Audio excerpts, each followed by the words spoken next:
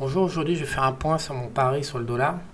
Comme j'ai annoncé partout, j'ai mis 500 000 dollars à 1,2150 en short euro en fait, acheteur dollar et short euro à 1,2150. Et on va voir ce qui se passe depuis 4 mois, sachant que c'est un pari qui a plutôt un horizon d'un an, un an et demi, et puis que je suis vraiment pas sûr de le gagner.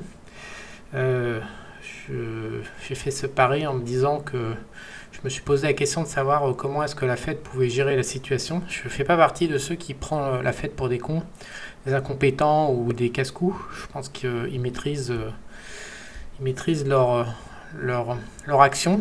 Et donc je me suis demandé quelle était la possibilité qu'ils avaient. Et à partir de mes conclusions, j'ai pris cette position de 500 000 dollars. Alors là, on a le dollar index, qui est un panier, c'est le dollar contre un panier d'huile de vie, je crois. Donc on est remonté tranquillement, il n'y a pas de mouvement violent pour l'instant. L'euro dollar, donc à 21,50, c'était cette zone-là en fait pour moi, à peu près par là. L'euro dollar depuis est tombé à 1,17 à peu près. C'est une petite pointe en bas, mais pour l'instant ça tient autour d'un 17, un 18. Donc pour l'instant c'est un peu gagnant, mais la partie est pas encore jouée. Alors qu'est-ce qui se passe sur le front monétariste? En fait pour moi il y a ça, je vais commencer par montrer ça. Ça c'est le reverse repo. Donc il a collecté 1300 milliards depuis le mois de mai justement. C'est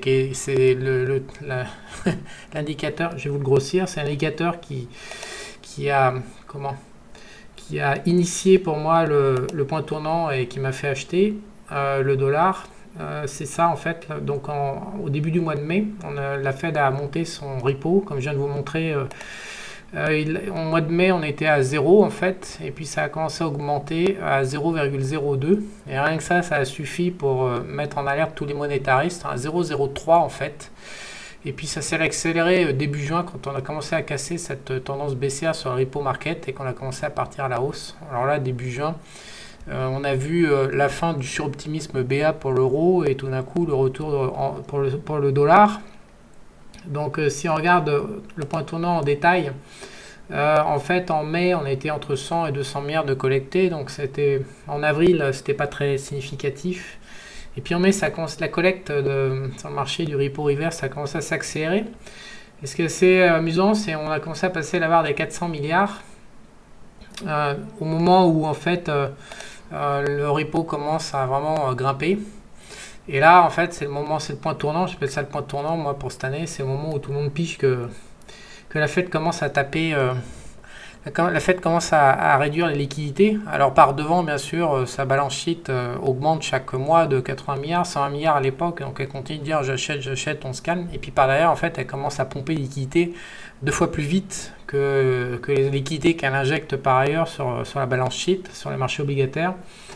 Donc c'est là où tout le monde se commence à se dire, enfin du moins les monétaristes, parce que les autres, ils disent rien, ils continuent à acheter de l'or. Ah oui, tiens, montrons l'or un petit peu. Donc l'or, évidemment, au même moment, fait son point haut et puis se pète la gueule. C'est le GLD, c'est le ETF, c'est pas les prix exacts de l'or sur le marché international, c'est l'ETF sur l'or, l'un des plus gros ETF du monde. Mais on a pris une belle dans la tête. Donc pour moi, le point tournant, clairement, c'est quand ça casse ici. Et donc la Fed continue ses achats jusqu'à atteindre 1,3 milliard. Donc il faut quand même savoir qu'il faudrait qu'elle stérilise, parce que ça c'est ni plus ni moins que la stérilisation de capital, on retire la liquidité du marché. Donc elle a stérilisé 1300 milliards, mais de l'autre côté, il faut quand même voir, ça c'est la M2, donc la M2 augmente depuis 6% environ par an depuis 15 ou 20 ans. Je pense qu'on peut même remonter en arrière, on retrouve à peu près le même taux de croissance. Et puis là, le Covid arrive, et là, on fait n'importe quoi. Et là, on fait un gap par rapport à la progression normale de 3700 milliards. Donc sur les 3700 milliards que tu as injectés dans le Covid, 1300 ont déjà été récupérés par la Fed, donc il reste 2400 milliards dans la nature, qui sont actuellement dans les réserves bancaires déposées. On a aussi les statistiques des réserves bancaires. Donc si la Fed, pour moi, l'enjeu, c'est que si la Fed continue... En fait, il y a un problème d'inflation. Depuis 4 mois, on est au-dessus de 5%. À mon avis, au-dessus de 3%, tout le monde commence à s'énerver. Donc la Fed n'arrête pas de dire que c'est c'est transitoire, mais ça commence à s'installer. Donc 5%, ça fait beaucoup, beaucoup d'inflation, c'est au plus haut sur 30 ans. Donc moi, au mois de mai, je me suis dit, voilà, en avril, on a commencé à monter à 4,2 et au mois de mai, on a touché 5. Donc moi, je me suis dit, je doute que la Fed lâche le contrôle de l'inflation et qu'on parte en hyperinflation, ça me paraît délirant. Je peux me tromper, bien sûr. Si les graphiques me montrent l'inverse, j'accepterais que l'inflation parte en hyperinflation. Et donc, je me suis dit que le seul moyen de gérer ça, il n'y avait que deux moyens, soit monter les taux, les Fed Funds.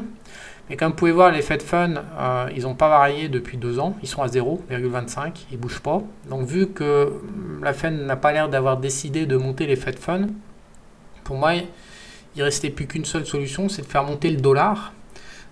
Puisqu'un dollar qui est fort, c'est assez déflationniste. Et en plus, c'est une mesure un peu, comment dire, un petit peu cachée du grand public et des médias. Faire monter la Fed pour calmer l'inflation, faire monter le dollar pour calmer l'inflation. Donc vu qu'elle ne voulait pas faire monter le dollar avec les taux d'intérêt, je surveillais. Et puis pour moi, quand le reverse repo a commencé à casser ici et que en même temps, j'ai vu que la collecte s'accélérait en capital, puisqu'en fait, en mai, en juin, on est quand même passé de 400 à 1000 milliards. 1000 milliards, après, ça a stabilisé, puis on voit que ça continue, 1300 milliards. Donc je me dis encore aujourd'hui que mon pari est loin d'être perdu et plutôt en bonne voie. Il faudrait que le mécanisme que je viens de vous décrire soit invalidé. Donc par exemple sur le reverse repo, je sais pas, peut-être qu'il faudrait qu'on retombe à 0,04.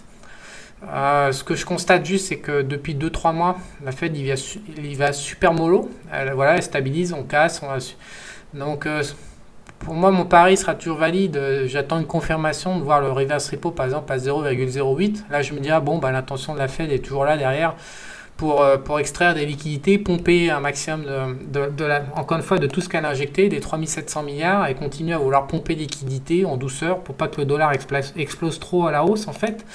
Parce que là, le dollar a déjà remonté, mais il ne faudrait pas que... je rappelle que le dollar, quand il monte, c'est extrêmement pénalisant pour toute la dette mondiale. Je crois qu'il y a 14 000 milliards de dettes émises en dollars à l'international. Donc à chaque fois que le dollar monte, les pays doivent pédaler encore plus fort. C'est pour payer l'intérêt de la charge de la dette avec du dollar. Ils sont obligés. Ça peut rapidement s'enflammer cette histoire-là parce qu'il y a un effet de levier monstrueux. Donc je me dis que voilà, elle y va mollo. Le dollar monte en crabe tranquillement. Donc pour l'instant, so far so good, la tendance est en ma faveur par rapport à mon pari de 500 000 $. Donc je le porte. Encore une fois, rien n'a été cassé dans le sens inverse. Les mines d'or, évidemment, sont en train de cracher. Par contre, l'or baisse, mais les mines d'or sont en train de cracher. Donc le bon pari, c'était bien celui que je vous décris depuis des mois dans mes vidéos YouTube, c'est-à-dire on se met long dollar et puis on est short sur les minières. Et attention aussi, les minières, il ne faut pas confondre les minières, les métaux industriels, qui sont dans une phase inflationniste et une phase favorable, avec les minières genre argent ou or, qui eux se prennent de plein front la nouvelle politique de la Fed qui est en train de quelque part de stériliser et de stabiliser la situation monétaire en post-Covid. Donc moi je vous invite vraiment à dégager des minières parce qu'il y a quand même, à mon sens, pour l'instant, une probabilité majeure que la Fed ne souhaite pas s'arrêter là. Je pense qu'elle s'arrêtera le jour où on verra le taux d'inflation revenir vers 4, vers 3%. Là pour le coup, mon pari, moi, je songerais à prendre des profits, à basculer, à pas rester comme ça, exposé en situation monétaire long dollar, mais à 5% d'inflation, je pense pas que ça va s'arrêter comme ça, l'histoire de la Fed et de la gestion monétaire actuelle. Donc évidemment, les gens qui comprennent pas, ils se mettent long sur le goal parce qu'ils disent la Fed n'arrête pas d'augmenter son bilan, ils comprennent rien quoi. Et ils sont manipulés en plus par les médias et donc ils disent maintenant alors ils montent pas parce que c'est manipulé par la Fed. C'est n'importe quoi cette histoire. La Fed est là pour gérer sa devise, la Fed est là pour gérer les marchés obligataires, la Fed est là pour gérer son marché monétaire. La Banque de France faisait pareil avec le franc, la Banque de Clair fait pareil avec le pound. Toutes les banques centrales ont pour mission de gérer la parité, la devise, l'inflation. L'or est manipulé. Non, l'or c'est une résultante de toute la politique monétaire de la Fed.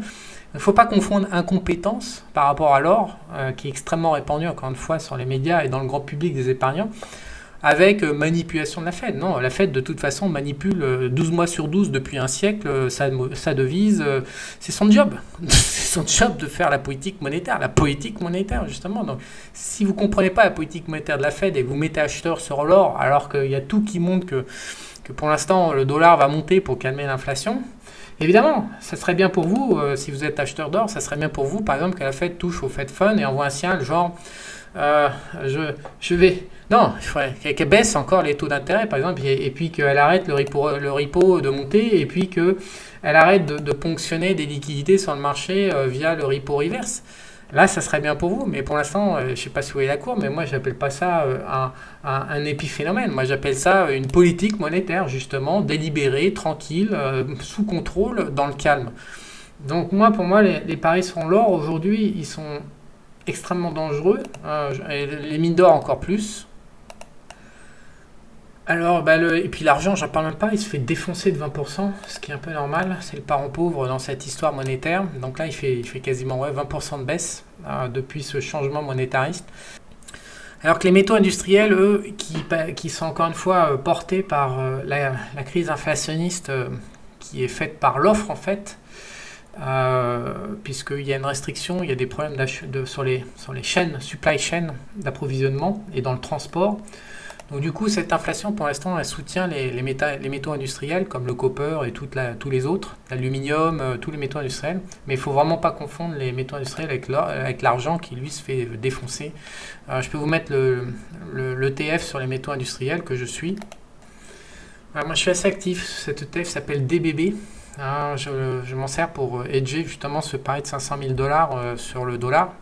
Quand j'ai des doutes, par exemple, sur la tendance, qu'on a quand même fait du crabe, je remonte le dollar, mais on a fait un petit peu de crabe, là, comme ça. Il y a des moments où je me pose des questions, évidemment. Et puis sur l'euro-dollar, par contre, je me pose un peu moins, parce que l'euro a une problématique aussi d'absence de croissance. On est rentré en stagflation, une hausse de l'inflation et pas de croissance. Donc on est plutôt de toute façon, on va vers de la stagflation. Donc ce qui est terrible. Donc sur les marchés, ça change vraiment tous les modèles auxquels on est habitué, parce que depuis 40 ans, tous les modèles qui ont été vendus aux épargnants, aux investisseurs, c'est des modèles qui sont basés sur tout sauf de la stagflation. C'est soit de l'inflation, soit de la déflation. Donc quand on rentre en stagflation, donc toutes les positions globales macro qu'on voyait dans le passé depuis 40 ans ne marchent plus. Quand les taux montent, les marchés font plus comme ce qu'ils faisaient avant, ce qui est normal, on est en stagflation. Donc le DBB, moi je m'en sers pas mal, il est utile. Et comme vous pouvez voir, contrairement, je remonte le silver, c'est censé être un métal industriel, mes couilles, ça fait moins 20%, ça va avec l'or, c'est du métal précieux. Alors que les métaux industriels, aluminium, copper, je me souviens plus du zinc, il y a l'étain, il y a tous ces métaux-là qui servent à l'industrie. Lui, il est resté stable en fait. Il est même légèrement en hausse depuis le changement de politique monétaire. Donc ça montre bien que la problématique d'inflation qu'on voit ici, elle vient s'impacter par-dessus la problématique monétaire.